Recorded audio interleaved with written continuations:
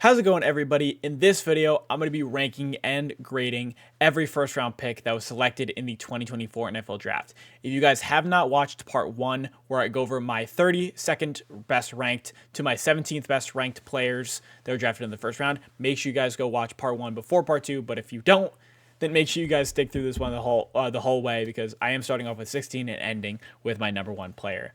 But again, thank you guys so much for the support as of recently. Again, we had a really good draft stream, but I'll stop wasting your time and get right into this video.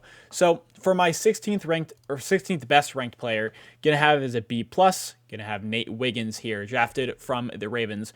Ravens are a really consistent team with not only prioritizing best player available usually, but best player available at not only position of need, but a position for the future.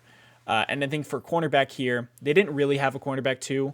So I think that this not only fits a need. I have been thinking about cornerback. I was thinking about cornerback for the Ravens, but when I talk to Ravens people, they say the tackle was their biggest need. So the thing about Nate Wiggins is I guess the biggest thing is he's 173 pounds, and I don't know how much that actually showed up on tape. He didn't let a ton of guys bully him. He was pretty physical and was really sticky, primarily in man coverage. But again, good zone feel as well. Good movement skills, good start and stop as well. But he ran a 4.29 40 time at the combine, very good number. 2 interceptions, 7 forced incompletions, a 44 passer rating allowed. Very good cornerback. I think he also fits what's going to be the new scheme. I don't know exactly what the Ravens are going to do, but you can get a cornerback outside of Lattimore, who's a primary man coverage guy. If you want to play man, Wiggins could do it. If you want to play zone, Wiggins can also do that. So have him starting off at 16, starting off this video with a B+. I didn't realize how much edge rusher was actually a need for the Los Angeles Rams. I was really dead set on interior defensive line and tackle for them and cornerback, that I didn't necessarily think about Verse as an option for the Rams. However, Verse was my 13th best player this year on my board. I had him as a 6.48 prospect grade, as well as Verse was 16th on ESPN's board, but he had a 90 pass rush grade, 9 sacks, 62 pressures this year on a 21.8% pass rush win rate. What I really like when I saw Jared Verse's film, what he can do best is convert speed to power, has a very effective bull rush, and uses that consistently. Does have some bend, has some good athletic traits as well, and has good athleticism. Pass rush moves are a bit... He can use them. Sometimes he doesn't. Sometimes he really does love to go to that bull rush. Sometimes he will do a pass rush move or two. But for Verse, I think that his potential is like a low or like a high-end edge 2. I think that's where his potential... And then a low-end edge 1. I think that's his potential at the NFL level. I think he can be pretty consistent, but the main thing that I think I see with him is converting speed to power with his bull rush, and that's how he wins most of the time. But again, for the Rams, I didn't realize how much edge was actually a need. Byron Young is their edge 1 right now, and as well as Verse can play, I think he can probably play the 3-4 defensive end, which is a 4-eye technique, or he could play edge rusher as a stand-up guy, but I think he's strong enough. He can play that 2 or that gap responsibility. So I have this pick coming in as a B+. So I think I'm around the average or median opinionated about Jayden Daniels' selection here. I know a lot of people did not like it. I know a few people that did like it. I did have Jayden Daniels as my 8th player on my board. He was my 3rd best quarterback.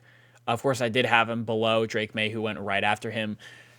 This felt like a weird scenario coming into the draft, because apparently his agent was beefing with the Commanders and Jayden Daniels, and with some weird stuff over the offseason. So it felt like this pick was never actually going to be a true marriage, really, but it ended up happening. So Daniels is going to the Commanders. Talking about schematically, I thought that Maye was a better fit for what the Commanders have. But again, I think that the Commanders are really implying that they're not going to have a fully complete offensive line this year. So they're really going to rely on that rushing ability and that creativeness that Jayden Daniels can put into your system, as well as they do have some receivers already. They got McLaurin, they got Dotson. Those are some good receivers. So he isn't stepping into a horrendous situation. But again, I think that he needs some much needed development in certain areas. One is the pressure to sack ratio, a very, very high number, kind of an alarming number to some. And two, he scrambles a lot and just kind of runs the ball, but he doesn't want to give the play second life all the time. I think that's kind of a habitual thing that he does, as well as sometimes his accuracy and efficiency going from read 1 to read 2 falls off heavily, and sometimes it doesn't target the middle of the field. But this dude is fast. One of the fastest quarterbacks I've ever seen. He was crazy in college this year, first in QBR, first in passer rating, 40 touchdowns, 4 interceptions, and obviously won the Heisman.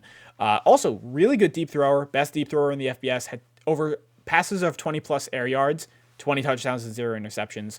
But he did play with two first-round receivers, so you have to add that into account. I do not hate this pick at all, but again, I thought that Maye and Caleb were better quarterbacks, and he went right in between them, so I am going to give this a B+.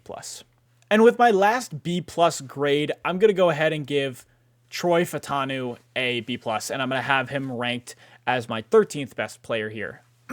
So the thing about Troy Fautanu is his movement is the best out of the tackle class. He moves really, really well. His kick slide is really good, and he has really high athletic traits, very quick feet, and that is a huge positive. When we're looking at the negatives for him, we're more or less looking at his size and his strength, particularly 6'3", 317 pounds, had a 61 run blocking grade, had 2 sacks, 23 pressures allowed.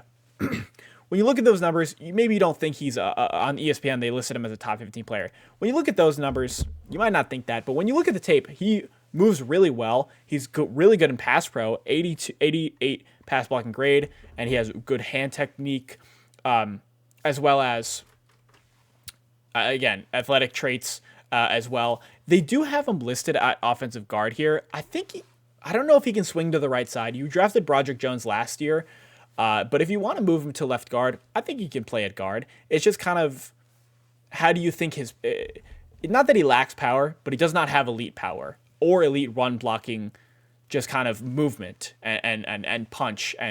But his great technique can open up holes in the run game. So I would more prefer him at tackle, but if he could play guard, then sure. I was surprised how many people were more lukewarm on Taliese Fuaga than I was this draft process. I had him 12th on my board. I had a 6.49 prospect grade. I liked Fuaga's film. He has really, really good power, especially within the run game. He's really a Mauler style of right tackle, as well as he had he was first in run blocking grade, 90.9. In pass pro, I thought he was underrated. A lot of people have questions about his pass production. I'll get that, or pass blocking or pass pro ability. I'll get to into a sec, but looking at the numbers, 0 sacks and 12 pressures allowed. The thing about his pass pro is it's just the lateral quickness, and he has a bit of stiff feet. So again, similar thing with Latham that I talked about in the last video, is that speed rushers can get around him. So that's why people are kind of had him as a guard, really, or as an interior offensive lineman.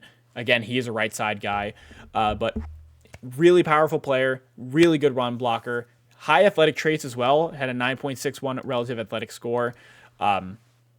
Little bit of a shorter wingspan, but I think he can survive on the right side, as well as for the Saints. They desperately need a tackle. Ryan Ramczyk has like a degenerative knee issue.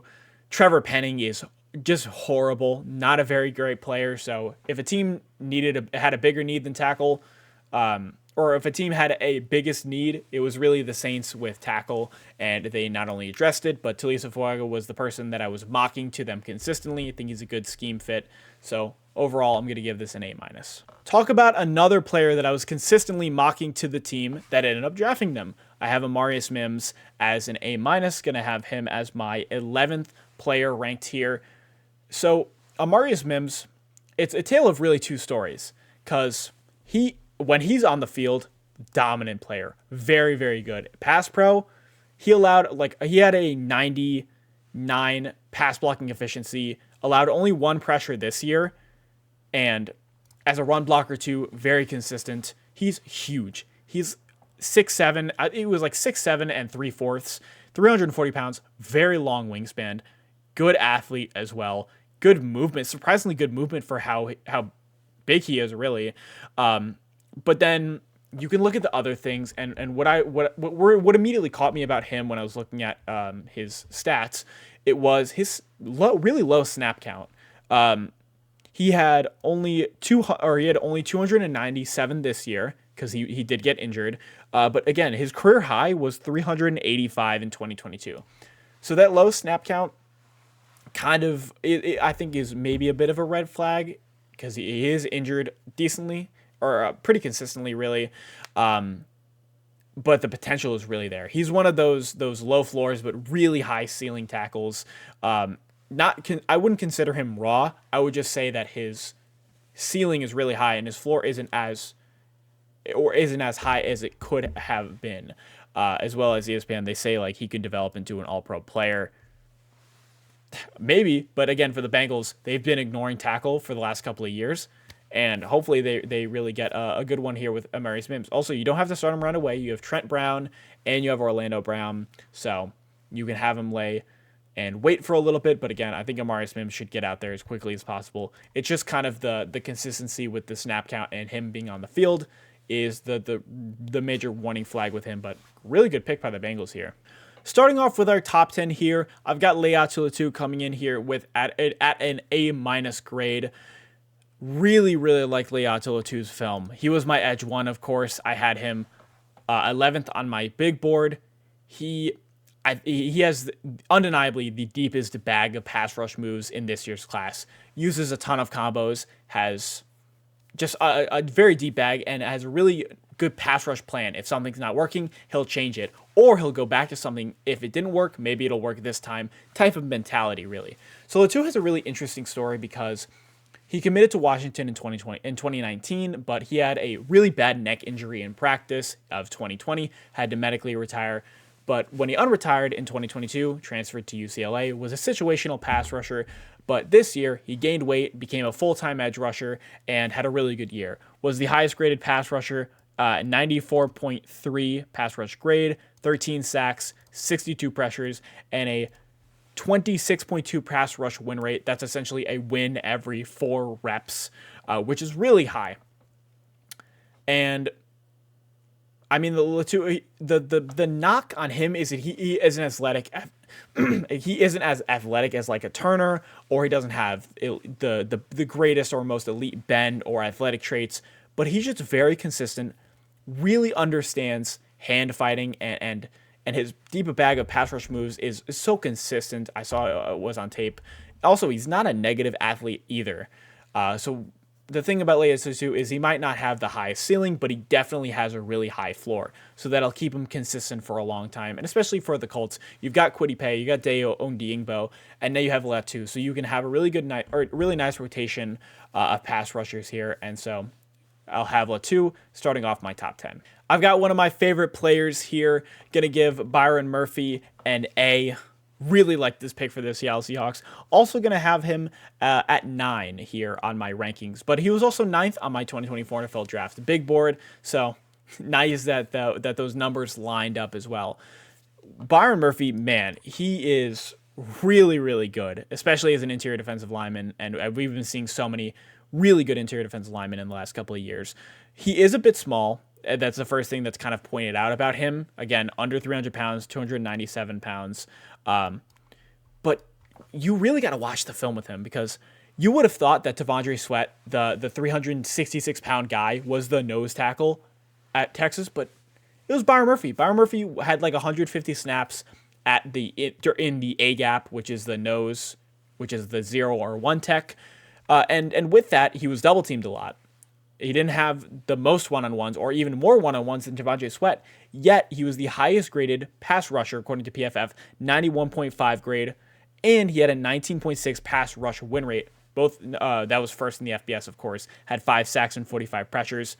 Man, Byron Murphy, very quick first step off the line, good high athletic traits as well. He ran like a 4.8, I think, at the combine, but the defensive line numbers, it was really looking at his split, and he had a really quick split.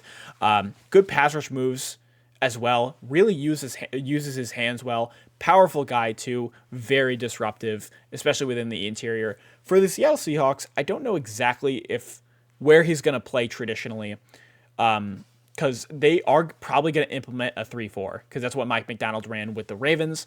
So he's either going to play He's either going to play the 4-eye, which is you got Leonard Williams and you got Jermon Jones, who both have bigger contracts. So you have those as your ends, your 4-eyes.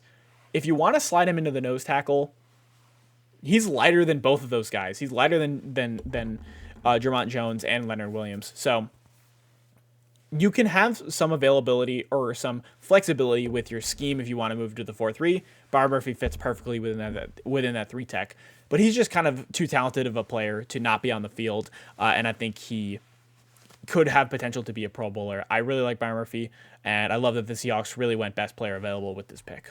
The Lions are a really unique team with drafting, and they also really like to draft unique types of players. We saw that last year. They went and got Gibbs, 12th overall. Crazy. Then they went and got Jack Campbell, and then they went and got Brian Branch. They're not afraid to get guys, especially from Alabama, but they're not afraid to get specialty or unique type of players, and they're not afraid to be aggressive and trading up or trading down to get these guys. So for Terrion Arnold, they were at 20, or they were at 30. No, 29. And then they moved up. They did give a 3rd-round pick, and they only got a 7th back. So they were aggressive in that move, but they went and got one of my favorite players in this draft, who was Terrion Arnold, who was 10th. Terrion Arnold was 10th on my board. So, I mean, Terrion Arnold, excuse me, a little hiccup, but he's a young guy. He's 21, just turned 21, really. Redshirt sophomore. He was a 5-star safety coming out of high school. So he transitioned to cornerback at Alabama. Beat out Kyrie Jackson, who's also in this draft class, and beat out Eli Ricks as well for the starting cornerback job, who is now an Eagle undrafted guy last year. But he was a 5-star safety. He's still learning the position, still raw technically. But again, he is built he has the instincts of a safety, the athletic profile of a safety. Maybe a bit of a knock on his 40 time because he ran a 4.5. Who cares? This dude is very, very... He's a highlight reel at the cornerback position. 5 interceptions, 14 forced incompletions, 50 passer rating allowed. Really good in coverage. His highlight as technically or in his athletic ability is his fluidity. Very fluid corner. His hips are fluid as well, which are good signs. But it's just the feel for zone coverage and his cornerback technique can be over aggressive, can get burned deep sometimes. But again, I think he was the most fun that I've had watching cornerback film this year was Terrion Arnold. And I really like that it was the Lions because that was their biggest need, because Cameron Sutton is currently on the run right now for domestic violence, essentially. But really do like Terrion Arnold. Love the fit too. And for the Lions, this is just a fun place that I'm really excited for Terrion Arnold to go. I mean, I really liked the Bears this draft, really. I'll get to Caleb a bit later, but for Rome Odunze, I do have him as an A. Rome Odunze was my 7th player on my board, really. I had him as a early first-round grade, has 6.90. I mean, the Bears were... I appreciate Ryan Poles' going out on a limb, or not going out on a limb, but trading away Justin Fields and going his route with Caleb Williams, and then continuing to try to build around him. You traded for Keenan Allen, you traded for DJ Moore last year, and now you got Rome Odunze, as well as you drafted Darnell Wright last year. You're really building a foundation, and you also had a much improved defense last year, but I really like the foundation that they're building on offense. You have DJ Moore, who's your explosive after the catch threat. You've got Keenan Allen, who's your route technician, your short area guy, and now you've got Rome Odunze, who's your explosive guy. Caleb Williams could probably come out and be really successful because they're building around him. But getting back to Rome Odunze, he led the FBS in receiving yards this year with, I'll pull up the exact number. He had 92 receptions, but he led the FBS with 1,640 receiving yards, 13 touchdowns. Was the best player, in my opinion, on Washington's national championship team. Very unique, over the catch, or behind the shoulder catching ability. Really good, feel for the sideline, which is something that I think he could really utilize at the NFL level. And going back to that tracking ability, he can just flip his hips and just find the ball, as well as spectacular. Or he's a contested catch artist. He had a 75% contested catch rate on like 24 contested targets, 16 catches. Very, very good player. Also, large catch radius. Can run some routes. Not the greatest route runner, but can run some routes. Good athletic profile as well. Fast. And I mean, I really do like Odunze. Had him 7th on my board, of course, and I really like how the Bears are truly building around Caleb Williams, it seems like. I think everybody thought that I think that everybody thought that the Chargers were going to trade down here. And, of course, they didn't. And what they decided to do, instead of taking Malik Nabers, who went to one pick after, was go ahead and go with Joe Alt. Now, Rashawn Slater is probably going to stay at left tackle, so Joe Alt probably is going to go to the right side. But I don't think you could have missed on Joe Alt. In my opinion, he's a blue-chip tackle prospect. He's 6'8", 321 pounds with a long wingspan, and he has a quick first step off, or a quick slide, and man, very, very strong and sturdy lower body that can just kind of move guys out of the way, and his long wingspan and quick first step off the line of scrimmage just allows him to get in such a good position every time to pretty much block edge rushers. The only negative that I really saw with him was that when defenders got into his chest, he could be pushed back, but his lower body really made up for that anyways, because he would just be able to halt guys and not lose reps. But you know, he's really tall, really, so guys can kind of dip under him a little bit, but then he can readjust. Really like Joe Alt. I think this was a perfect spot at 5, or it would have been to the Titans to the Titans really, but Joe Alt, don't want to talk your head too much off about him. Going to give this pick an A and going to have it ranked 6. Starting off the top 5, I've got Drake Maye here. Of course, the second best quarterback in my opinion, the third drafted quarterback here. I don't.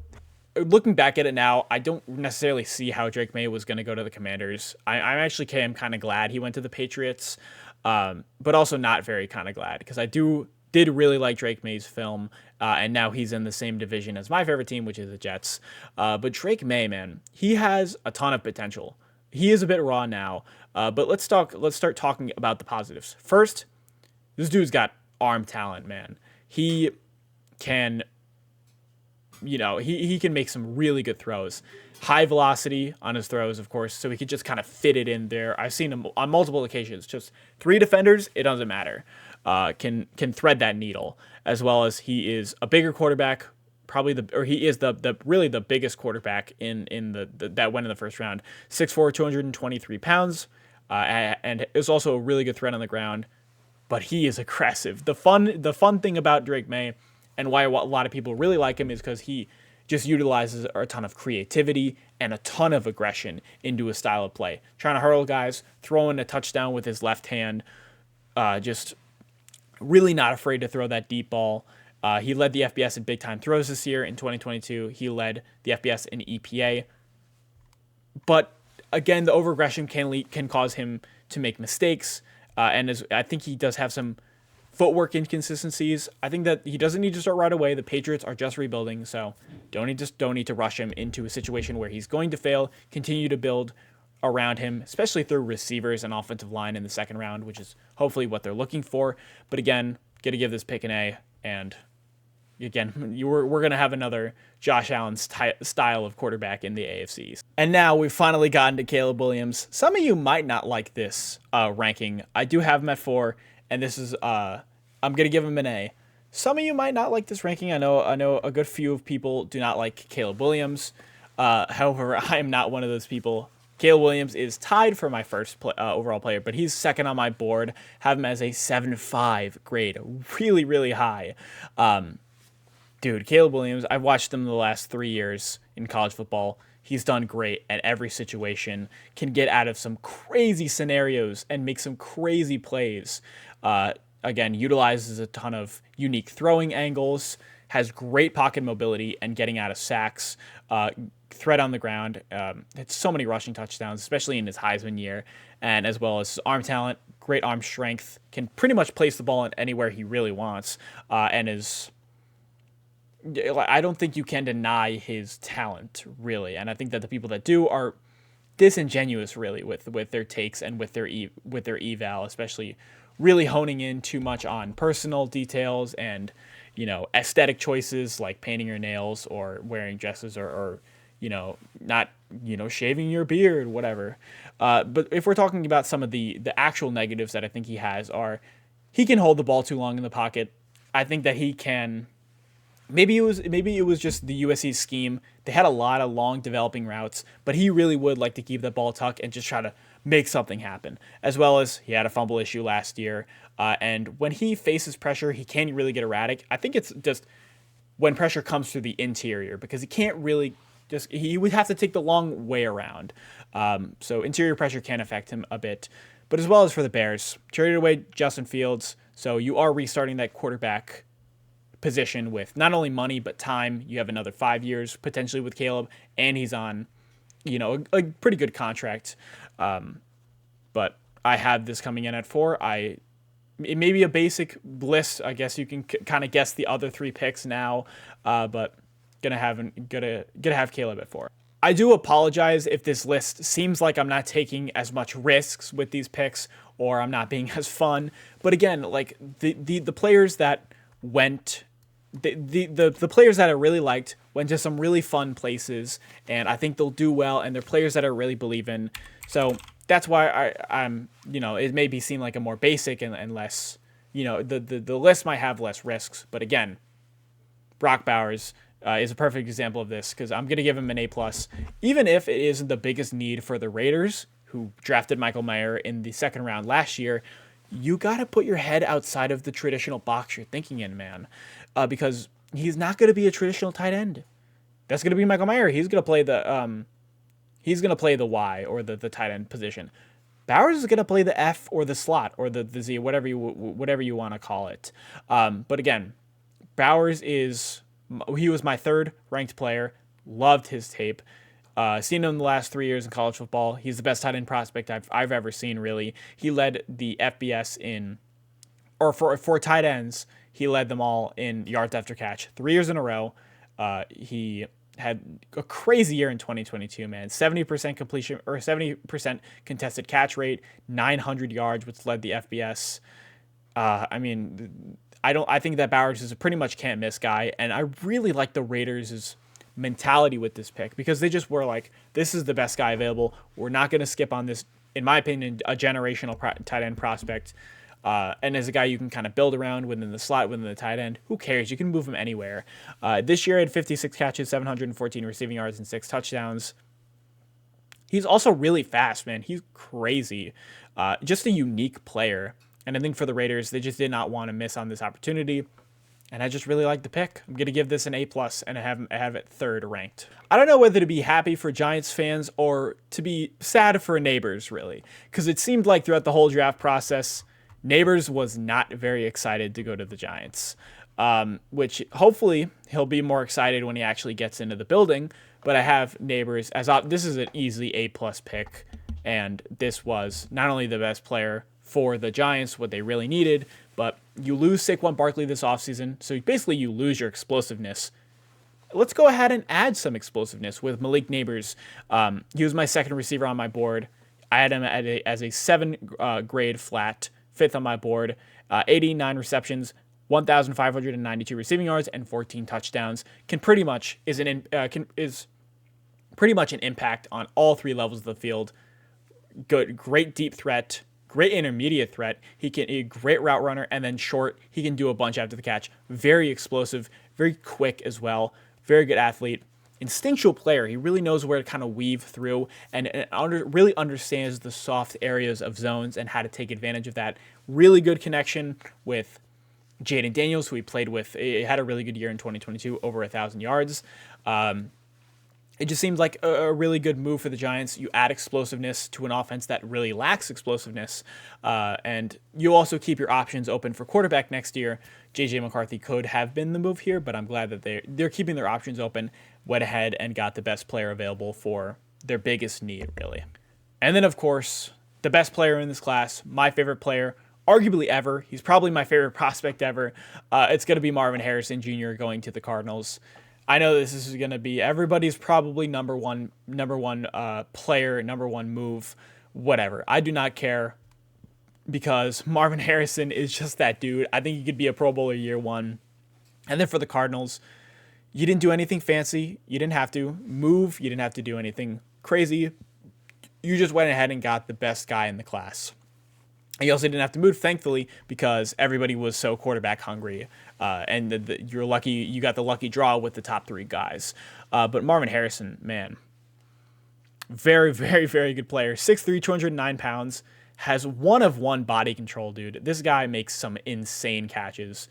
Phenomenal at the catch point. Great hands. Very good route running for his size. Very, very good. I mean, his football IQ is very high. Yeah, I mean, very, very fast as well. Great in open space. The only knock on him really is that he isn't an absolute threat after the catch, but it doesn't matter because this dude could come in right away. And I mean, great off of the line of scrimmage. His releases are really good. Can track really well as well. Pretty much anything that can be said about Marvin Harrison has already been said. Won the Biletnikoff this year. He is an A+, my number one player on this board. I think I'll come back to this in about 5 years and be like, I'm glad I made the safe choice here and had Marvin 1. But that's going to do it for this video, and that's going to do it for the ranking and grading every first round pick this year. If you guys want to go watch part 2 or go watch part 1, definitely go do that. But if you guys want to tune in to day 2 of the 2024 NFL Draft, I will be streaming day 2. So make sure you guys tune in at 7 p.m. on April 26th. But that's going to do it for me. I'll see you guys in the next video.